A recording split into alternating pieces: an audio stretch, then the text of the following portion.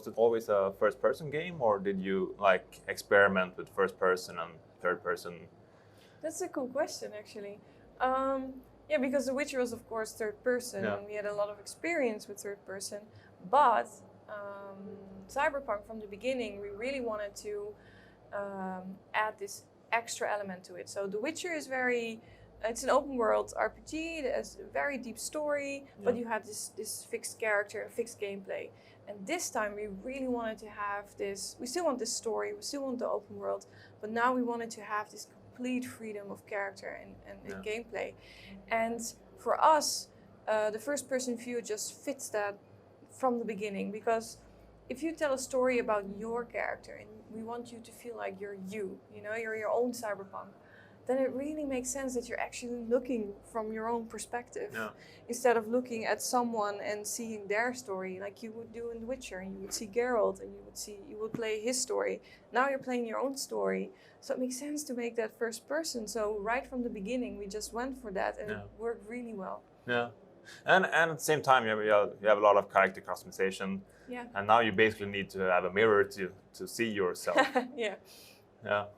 Yeah. So you can see yourself in the mirror, and when you're driving your car, you can switch to third person, so you will see your car, of course. But other than that, it's just like how I see the world right now. You know, I can see myself in the mirror. Yeah, but But how did Cyberpunk end up at CD Projekt?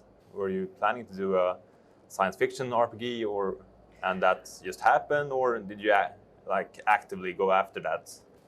It's a really good question. I actually joined the company about 2.5 years ago, and I was straight into Cyberpunk. But I work with a lot of people who also worked on The Witcher, so I kind of heard their stories about how they came to Cyberpunk. So I'll try to tell their story. Yeah, of course. So I think, at CD Projekt Red, story is very important. I think that's one of our core pillars of our company, the games we make. The Witcher was very a narrative-driven RPG. Yeah. And after doing 3 Witchers, the team really wanted to try something completely different. Because story, you can have a good story in any setting. Yeah. If you're a good storyteller, it doesn't really matter, in what time or age, or you make it, happen. And so the team was really sort of thinking of doing something completely different. And then there were a couple of guys who actually played Cyberpunk 2020, Mike Pondsmith's original tabletop RPG. And they said wow, this is so cool. There's so much lore and story here. There's so much stuff that we can do with this. Why not try this? And actually from there on, it actually kind of started the idea, and Mike was on board, and that's how it happened. Now we're here. Cool.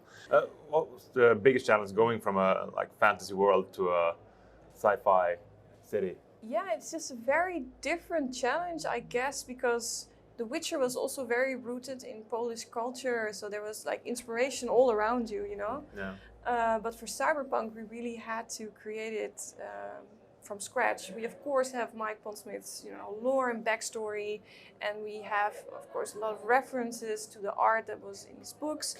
But we did create a whole original style, and a whole original design.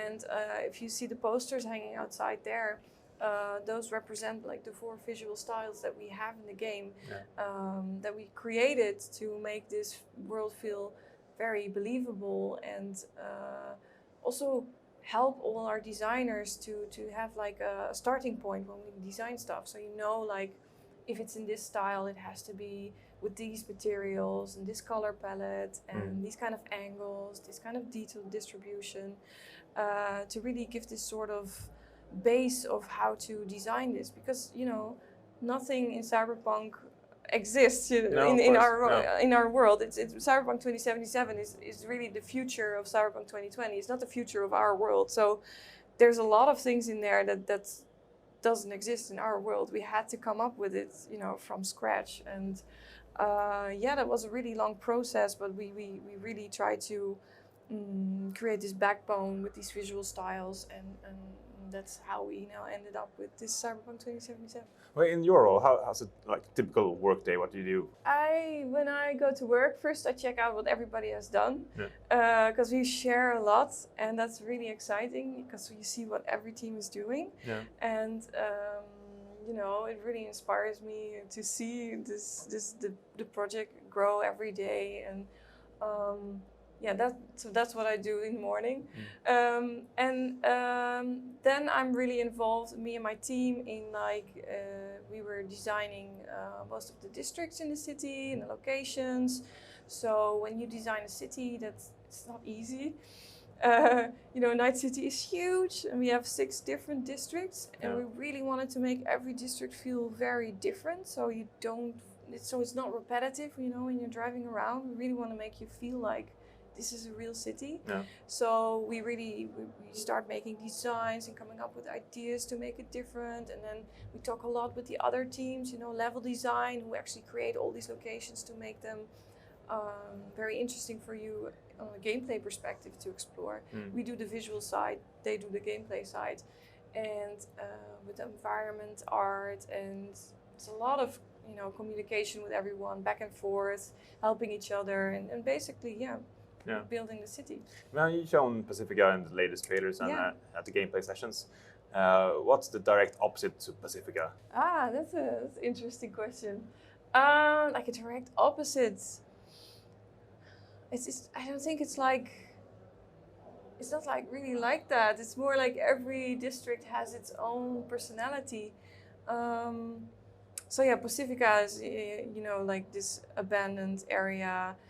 Corporations wanted to make this resort area, but they withdrew their money because of an economic crisis, and now it's abandoned. So it has this really own vibe and atmosphere, and that's really Pacifica. Like, you won't really see that in any other district, but we have other districts like Watson that you might have seen in the first demo. This is a completely different neighborhood. It's very crowded. It has many narrow alleyways and streets and houses built on top of each other. It's very Asian inspired. And this district actually has the backstory that it was destroyed by an earthquake at some point. So it was all destroyed and people built it up again. And that's why it's now very, you know, it's all built on top of each other. You have a completely different vibe there. But we also have, for instance, Santo Domingo. And this is sort of the industrial heart of the city. All the power comes from Santo Domingo. So this area is actually full of factories and warehouses, and these pipes running over the streets, and it's very polluted. And again, it's a really different vibe, different people there, different gangs hanging around. So yeah, it's not like we have opposites, but you know, we have so much variation that If I'm right, you can choose your like background, like corpo or street kid or nomad. How does that affect? Do you start in different locations in the city? It will really affect the prologue of the game, because this is your beginning, this is your backstory. And it will also have influence throughout the game, because say that, for instance, you are a street kid, you chose a street kid story, you actually know the gangs and you kind of have contact with them, you know how they work. And that means that when you talk to a gang member, you will probably have more options to talk to him, and you get this sort of extra backstory, extra options for some extra lore, to give your character, I guess, a little bit more of a backstory. But if you're a street kid and you run into this corpo, then they probably don't want to talk to you. So you know, you will have a different conversation with them. It might be more difficult to convince them of something, you know. And each of these backgrounds will have these kind of dialogue options, and you could already see that in our demo. That there was sometimes you could see, if you're a street kid, you could have said that, this, you know. So it's sort of, we really give your character a little bit more depth, because we want you to have your ultimate role-playing experience, basically. Will you always see those dialogue options that you can't have, or will you be able to turn it off so you don't like? I don't know yet. It's still sort of work in progress. So now in this demo, you could actually see all the options. For now, that's how it is. It might change, but I'm not sure. Like, that's not my department. So yeah, going back to the city, I mean, in a fantasy world, it makes a lot of sense to have like high mountains to like circle in the play area. How do you do that in a big open city? Yeah, we still have outskirts around the city, of course, because the nomads live there, and nomads are also like a tribe or like a gang in our game, and with your nomad background, you're part of you sort of start in the outskirts, so it's not like you're only confined to the city. And we put a lot of effort actually in all these areas between all the districts and between the city and the outskirts to make it feel natural and not like these separate areas. Yeah. And you can actually explore everything from the beginning. We're not like blocking anything off. But as for how we block off the whole map, I can't really talk about that. How we're doing this, because that's not. Could you go into describe a couple of different type of side quests? Side quests. No, there will be a lot. Yeah, could imagine. That's for sure. This is CD Projekt Red. You know, you can expect at least the amount that we had in The Witcher. But I cannot, tell anything because we don't want to spoil anything. That's really important to us. But there will be a lot of content, a lot of variety.